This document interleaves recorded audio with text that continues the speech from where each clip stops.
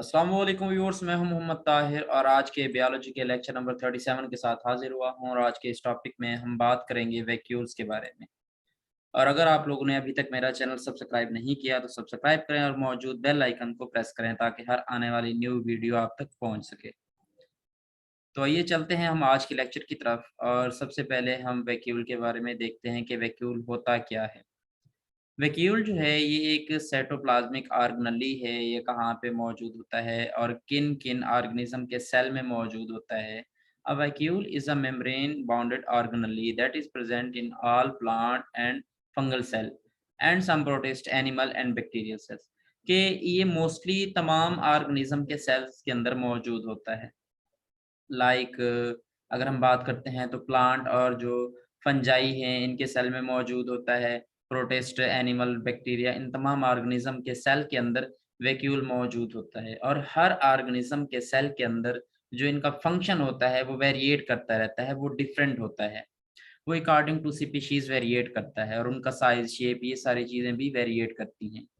The most conspicuous compartment in most plant cell is very large fluid filled vacuoles। क्या होता है कि जो प्लांट के सेल्स होते हैं इनके अंदर जो वैक्यूल होता है वो इन लार्ज इन साइज होता है। अगर हम दूसरे ऑर्गेनिज्म के सेल के अंदर वैक्यूल के साइज को देखें तो उनकी निस्बत प्लांट के अंदर जो वैक्यूल होता है उनका साइज जो होता है वो वेरी लार्ज होता है और वो फ्लूइड फिल्ड होता है। मतलब उसके अंदर जो है वो फ्लूइड भरा हुआ होता है।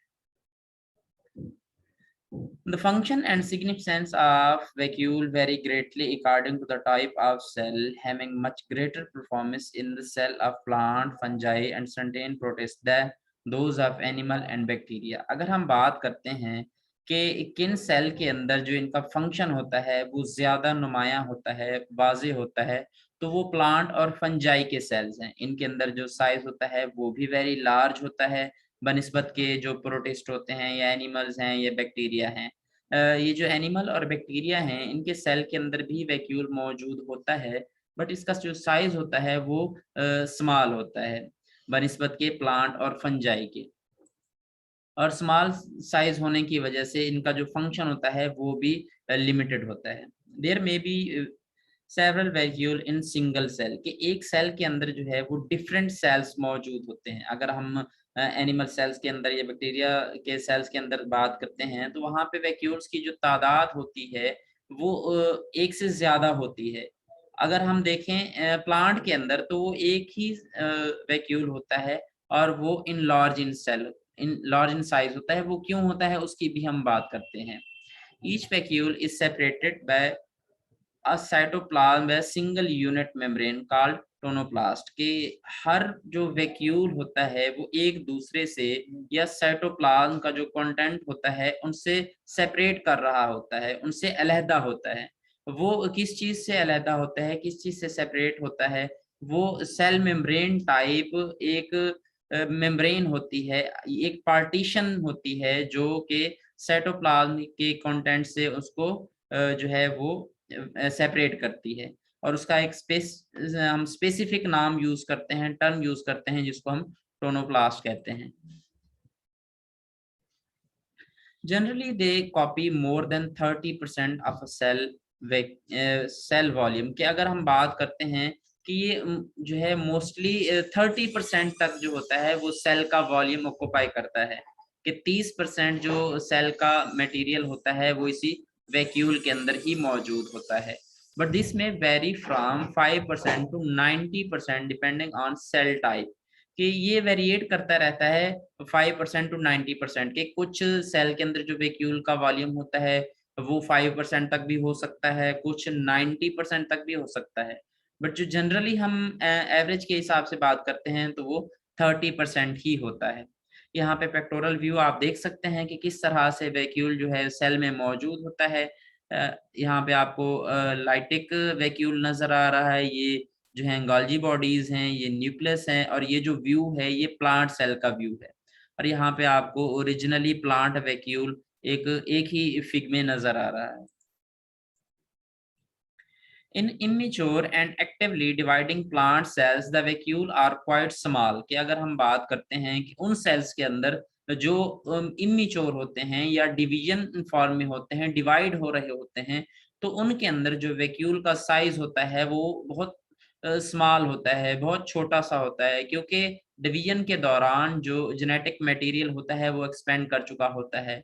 और दूसरे भी बहुत सारे जो ऑर्गेनेलीज हैं वो enlarge in size, enlarge in number हो चुके होते हैं। सो वैक्यूल को बहुत कम जगह मिलती है, इसलिए प्लांट सेल के अंदर जो इमेच्योर सेल होगा या वो जो सेल डिवाइड हो रहा होगा उसके अंदर वैक्यूल जो होगा वो बनिस्बत के एक मैच्योर सेल के उसके अंदर वैक्यूल का जो कंटेंट होगा, जो वैक्यूल का साइज होगा वो स्मॉल होगा। These vacuole arise initially in young dividing cell, probably by progressive fusion of vesicles derived from Golgi apparatus। कि अगर हम बात करते हैं कि ये जो वैक्यूल होता है ये बनता कैसे है, हमने बात की थी कि जो एनिमल और बैक्टीरिया के सेल्स हैं उनके अंदर एक से ज्यादा नंबर होते हैं वैक्यूल्स के। बट अगर हम प्लांट सेल के अंदर बात करते हैं तो उसके अंदर एक ही सेल होता है। उसकी वजह ये है कि गाल्जी अपरेटस से जो वेसिकल्स, जो थैलियां निकलती हैं वो आपस में फ्यूज होती जाती हैं और फ्यूज होने के बाद एक बड़ा सा वैक्यूल बना देती हैं। They generally have no basic size or shape. Its structure vary according to requirements of cell। कि इनका जो स्ट्रक्चर होता है वो वेरिएट करता रहता है, वो जो भी साइज और शेप, मतलब ये कि उस सेल के हिसाब से इसका स्ट्रक्चर चेंज हो सकता है। एक स्पेसिफिक स्ट्रक्चर या एक स्पेसिफिक शेप जो होती है वो इसकी नहीं होती। A vacuole is surrounded by a membrane called the tonoplast or vacuolar membrane and filled with cell sap। कि जो मेम्ब्रेन होती है उसने वैक्यूल को घेरे हुए होता है और उस टोनोप्लास्ट, उस मेम्ब्रेन के अंदर जो होता है वो सेल का सैप मौजूद होता है, फ्लूइड टाइप मटेरियल मौजूद होता है। The tonoplast is the cytoplasmic membrane surrounded by a vacuole separating the vacuolar content from cell cytoplasm। के जो टोनोप्लास्ट होती है वो एक मेम्ब्रेन है जो कि वैक्यूल का जो कंटेंट होता है, मटेरियल होता है, उसको साइटोप्लाज्म के मटेरियल से सेपरेट करती है। ये एक बैरियर के तौर पे काम करती है जिस तरह सेल मेम्ब्रेन काम करती है। As a membrane, it is mainly involved in regulating the movement of ion around the cell। कि इसका काम जो होता है वो आयन की मूवमेंट पर भी होता है कि आयन को मूव करती है।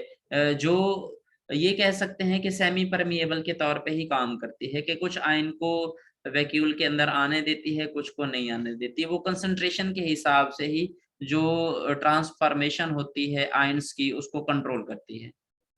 Isolating material that might be harmful or threat to the cell।